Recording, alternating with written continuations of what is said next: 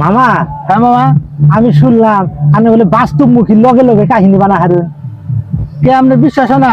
না হ্যাঁ বানাই রে আমি এটা। তাহলে দিয়ে কোন সিনারা স্ক্রিপ্ট দেখি তাহলে আমার 2 মিনিট সময় দেন। দিলাম। ধরুন আমি কাহিনী বানাই হালাইছি, শুনান।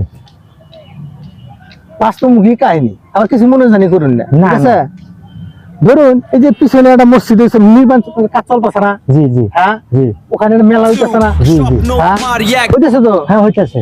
ধরুন এই যে মেলায় যে শত শত লোক গেত আছে, ঠিক আছে, মেলায় যে শত শত লোক গেত আছে, এই মসজিদের উপর দিয়ে গেতেছে, হ্যাঁ হ্যাঁ হ্যাঁ, এবং কালেকশন যে করতেছে, হ্যাঁ কালেকশন। এই মেলার কারণে কিন্তু কালেকশন, ইউসুরিয়ান কালেকশন হইতেছে। হ্যাঁ হিউজ কালেকশন হইতেছে না? হুম।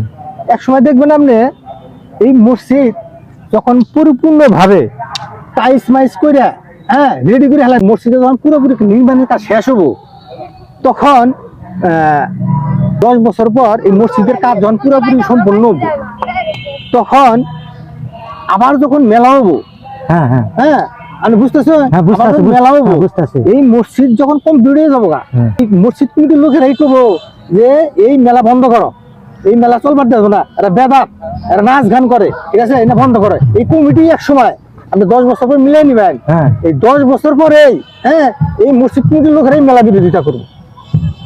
না, আপনার কথা তো যুক্তি আছে, কথা তো সঠিক বলছেন। আপনি একটু মিলিয়ে নেন, আপনি চিন্তা করুন, মিলিয়ে নেন, হ্যাঁ, ঠিক আছে? আসি মিলাই নিবেন দেখি। কথাটা তো আসলে ঠিকই বলছি, কারণ 10-12 বছর পর যখন প্রতিষ্ঠানটা পরিপূর্ণ হয়ে যাবে, তখন তো এখানে আর মেলা নাচ গান করবার দিবে না, কারণ তারা তো স্বয়ংসম্পূর্ণ হয়ে গেছে।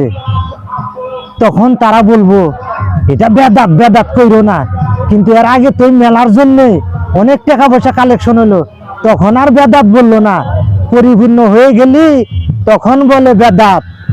এটাই ঠিক ভাইরা, আমি তো একটু বুঝছি। ভাই আপনারা কি বুঝলেন কমেন্টে কিন্তু জানাবেন।